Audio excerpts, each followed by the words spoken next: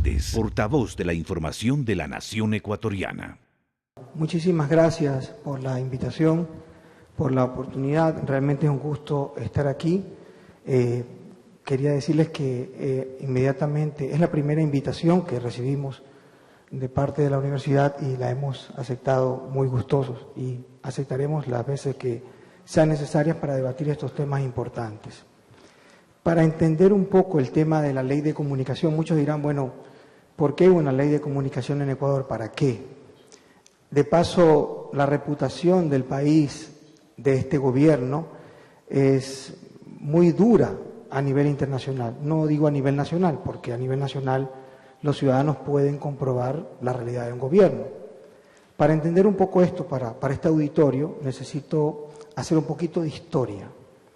En Ecuador, en el Ecuador del pasado, los propietarios más importantes de medios de comunicación, más grandes, de mayor audiencia e impacto en el país, eran banqueros.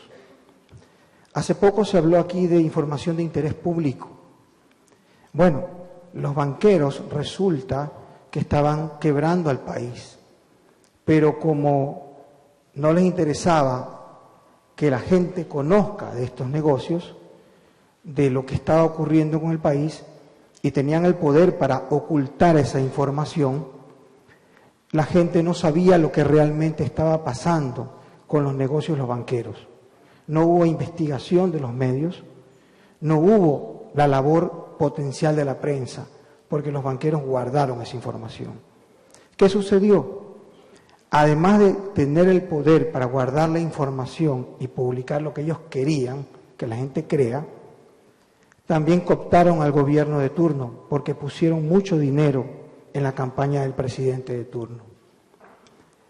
¿Qué pasó? Quebraron al país, destruyeron familias, destruyeron empresas y el gobierno hasta el final, el día antes de tomar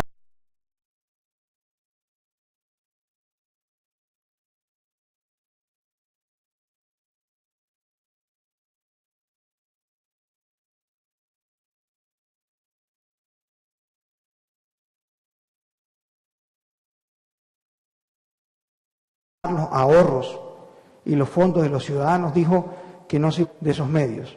Están en este país, disfrutando de la impunidad que de alguna forma le da la protección a este país.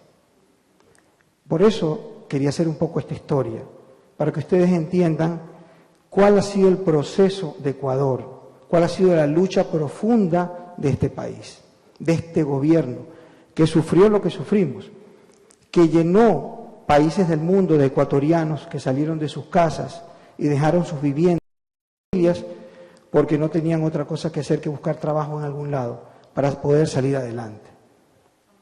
Bueno, resulta que ese presidente está huido del país y esos banqueros corruptos que destrozaron familias viven en este país.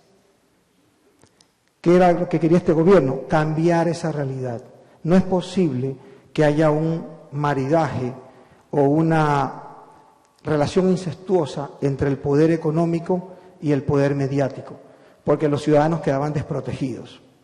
Y ahí empieza a construir un sistema de información que permita a los ciudadanos defenderse y empieza con una política en ese sentido. La primera opción, poner en una consulta popular para que en la Constitución se ponga que se prohíbe que los banqueros en el futuro sean propietarios de medios de comunicación. Algunos banqueros que aún quedaban en el país, que no tuvieron que ver directamente con ese debacle, tuvieron que deshacerse de los medios de comunicación, que también eran poderosos. Primera prevención. Segunda prevención era que en la Constitución se ponga que nunca más se podrían incautar los fondos del público.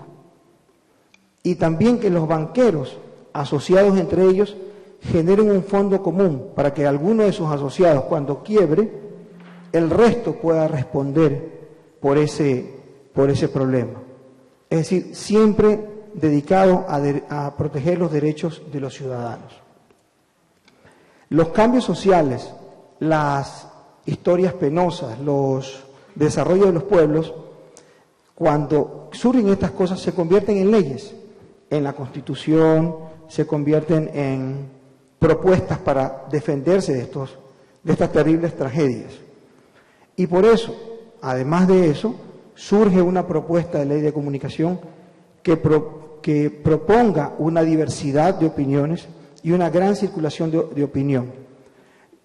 Esta ley no propone otra cosa que defender los derechos a la información, defender los derechos a la libre circulación de ideas y a la libre circulación de opiniones. No puedo tocar puntualmente cada artículo de la ley, no es una ley perfecta, pero la ley anterior a esta, voy a tomar un poco de agua, perdón.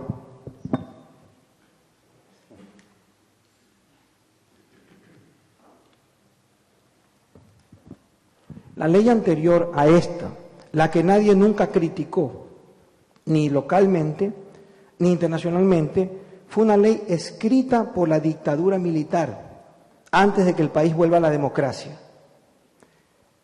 Nunca se la socializó, nunca se la debatió. Por lo tanto, era una ley absolutamente ilegítima e inconstitucional, porque provenía de la dictadura. Si a este gobierno le interesara realmente, como dicen que es, un gobierno tirano, que no protege al ciudadano, que es represor, que no permite la libre circulación de ideas, nos quedábamos con la ley de la dictadura. Era perfecta. Era una ley que permitía que los que tomaban las decisiones eran absolutamente del gobierno central, del Ejecutivo. 3 personas tomaban decisiones sobre cualquier problema administrativo o técnico de una estación de radio. Se podían inventar cualquier cosa a discreción y cerrar un medio. Ni lo hizo este gobierno, ni tomó esa oportunidad o esa herramienta porque no le interesaba justamente esa figura de afectar derechos, de afectar libertad de ideas, de afectar el libre acceso a la información.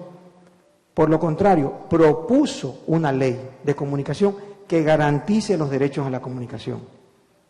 Muchas de las personas aquí podrán estar informadas por las opiniones y criterios respetables de cualquier organización no gubernamental, de la misma relatoría, etcétera. Pero una cosa es leer la ley, analizarla artículo por artículo y darse cuenta que realmente protege los derechos ciudadanos, que realmente fomenta la libertad y la diversidad, que realmente promueve el desarrollo de la comunicación, que permite la participación de medianos y pequeños para que puedan informar, para que sus voces sean escuchadas. Entonces, es todo lo contrario a lo que se dice.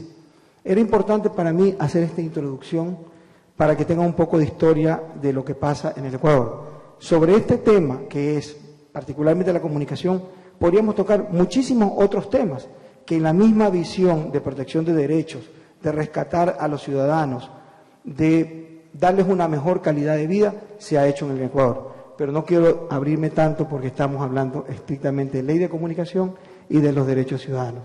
Creo que hasta ahí podríamos empezar para no alargarnos tanto en la introducción. Tal vez se podía tomar 2 minutos más para resumir básicamente las propuestas de la ley, o sea, las provisiones de la ley más importantes. Ok.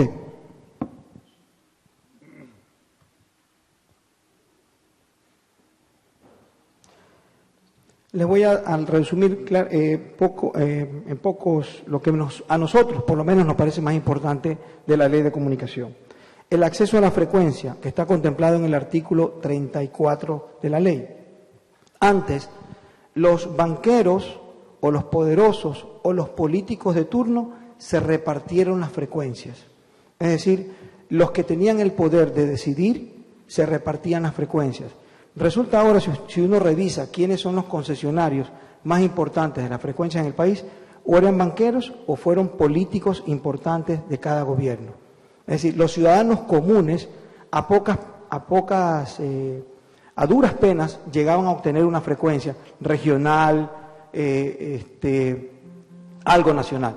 Pero los que mantenían el poder eran justamente los políticos de turno y los banqueros. Hoy en día la ley protege eso y dice: el 33% para los medios privados, el 33% para los medios públicos y el 34% para los medios comunitarios. Reparte el espectro radioeléctrico. El artículo 97, en su acápite 103, fomenta el desarrollo de la producción nacional. Ecuador ha sido relegado de la participación de la producción nacional. Siempre hemos recibido producciones de afuera, muy buenas, de Colombia, de Brasil, de Venezuela, de Argentina, pero la producción nacional de Ecuador no se ha fortalecido. Este gobierno le ha dado un impulso muy fuerte para que se desarrolle el cine nacional, la producción nacional, etcétera, y la ley protege taxativamente, protege y fomenta la producción nacional. El artículo 35 habla del acceso universal a las tecnologías de información, es decir, promueve los derechos para que todos los que necesiten o deseen tengan acceso universal a la tecnología de información. El artículo 38 promueve el derecho a organizarse libremente a observatorios u otras formas organizativas. El artículo 18 prohíbe la censura previa, todo tipo de censura previa.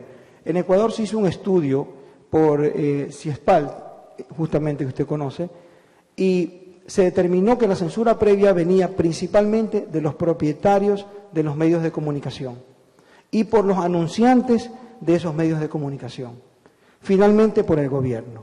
Eso es un estudio de una universidad, no lo decimos nosotros.